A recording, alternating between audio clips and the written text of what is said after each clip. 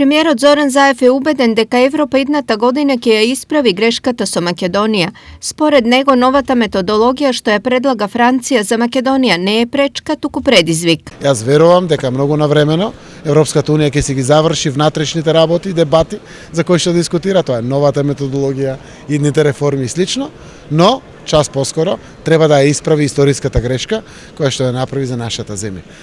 Со ова исправење на историската грешка ќе има мотивација уште повеќе и за економијата и за овие економски параметри да бидат уште повисоки, но и ќе биде мотивацијата поголема за граѓаните и за институциите на системот на централно и на локално ниво. Освен успешна европска, премиерот Заев најавува и добра економска година.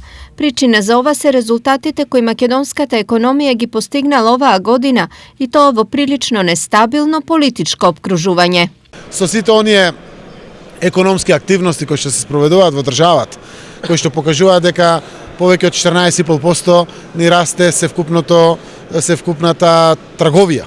5,5% до сега е растот на индустриското производство во државата, дека извозот ни расте во државата, дека се повеќе странски инвестиции влегуваат во државата. Тоа потврдува дека сме на вистинскиот пат.